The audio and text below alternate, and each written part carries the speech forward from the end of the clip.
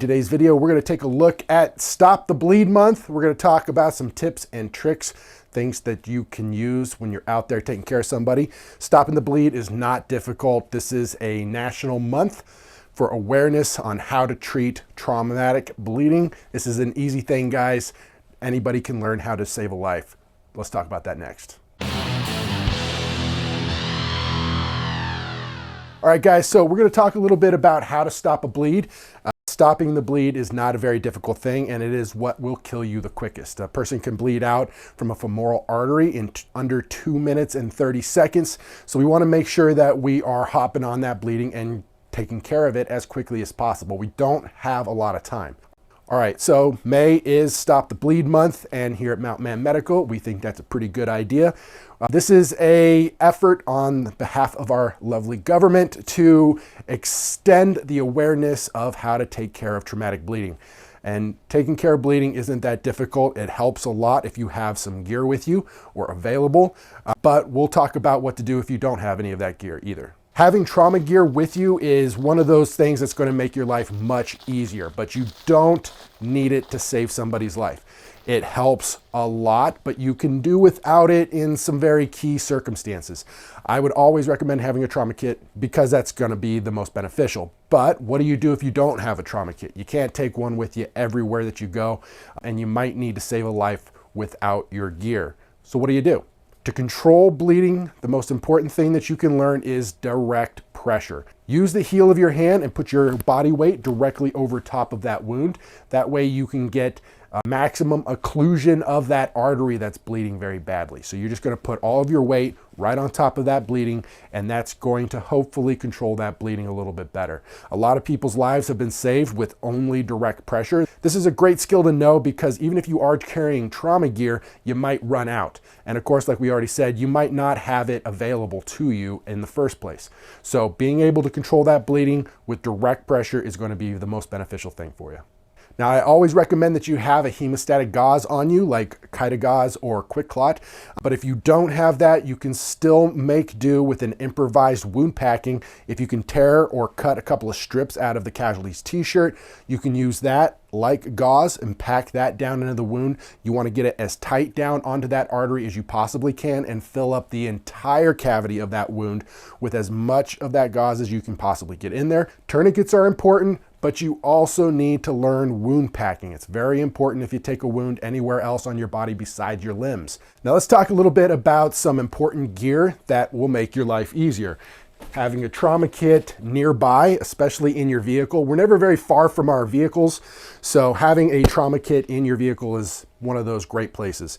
On top of that, you might come across a car accident, and a lot of times they'll have nurses and EMTs that will stop to help, but they won't have their own gear nearby. So having your own that you can pass off to them, and also having the skills to be able to use the gear in here if there is no other provider there but you. Those are all important things. So trauma kit is important. Let's talk a little bit about some of the things that you're going to need for bleeding control. First and foremost, of course, we're going to talk about the tourniquet. This is a CAT tourniquet from North American Rescue. It's a very good tourniquet. I've used it before and it works really well. This is one of the best ones to be able to apply to yourself, and we'll talk a little bit about how you're going to do that. So we're just going to open it up and apply it to our arm. We're going to take this red tab and we're going to be facing it across our body depending on which side that we put it on. So if we put it on the left arm here, this tab is going to be facing to the right, and then vice versa, right? So we're going to loop it up and around. We're going to take that red tip technology and we're going to ratchet it down. And we want this tourniquet to be in a place where we can get to the windlass nice and easy. Don't put this, tighten it down with that windlass on the back of your tricep. It's going to be really difficult for you to get to it, and it's not going to work for you very well. So we want to pull this around nice where we can get to that windlass. We're going to go high and tight, and we're going to take all of the slack out of this tourniquet. That's going to be a key and important part of this and getting it nice and tight. We're going to take that strap and roll it all the way around so that the Velcro adheres to itself. Then we're going to take the windlass and then we're going to put some turns in it. How many turns? until the bleeding stops. If you have the slack taken out of the strap as much as possible, then it should only take about maybe 1.5, 2 turns at the most to get this nice and tight. It won't take too much. Put another turn in it. And then once we think that we've got this secure enough, we're going to take the remainder of the tail, wedge it through. Now, some people like to come up underneath of the windlass to kind of help keep it in place a little bit more. That could be something that you do. And then we take the windlass retaining strap and we get it parked over just like that. And now we have our tourniquet applied. We check for a pulse. No pulse. We're good to go. The next thing that you're going to want to have is going to be some sort of hemostatic agent. So this is wound packing material.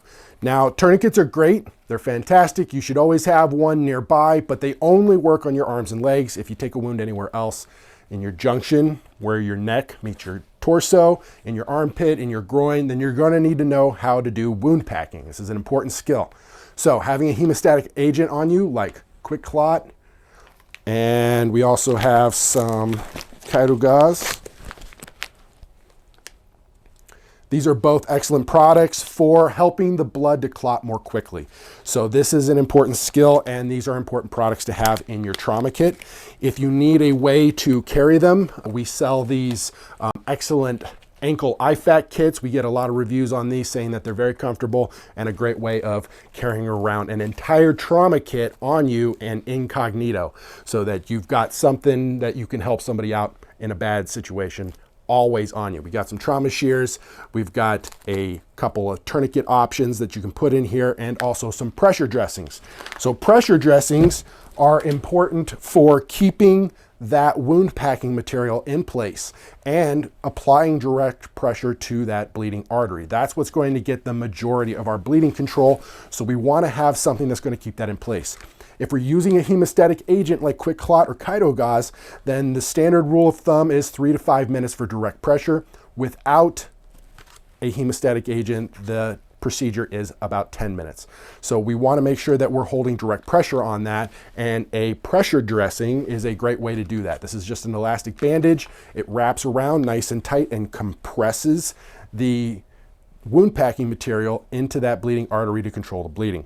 So without this, you need to sit there and hold that direct pressure for a long period of time. So this kind of frees you up to go and take care of other wounds, take care of other casualties, and just gives you more options. So bleeding control, we're going to want our wound packing material, hopefully with a hemostatic agent impregnated into it, and a pressure dressing to keep it all in place. All right, guys, that's all I got for you. Thanks for hanging out and checking out this video on Stop the Bleed Month. It's here in May. This is the National Awareness Month, so that everybody can kind of get trained up and learn on how to stop bleeding. It's very simple and very easy. If you need to know more, head over to mountainmanmedical.com. We have our emergency trauma response course. This is a completely free and online, only takes about an hour and 40 minutes or so. And it will teach you all of the basics, everything that we just covered in this video, and then lots of other things as well. It's a well-rounded course. We also have a Stop the Bleed link on our website, so that if you want to go and take their course, you are definitely welcome to do that. I highly recommend it. Everybody needs more training as quick as possible. But if you need a little extra, check out the Emergency Trauma Response course. That'll get a little more in depth. I appreciate everybody sticking it out and checking out this video. Don't forget to hit a like and subscribe. That's a free way to support me here at the channel. Head over to mountainmanmedical.com. Check out our Yellowstone and Wind River trauma kits and the ankle trauma kit if you want to keep some gear on you at all times. I'll catch you guys in the next one.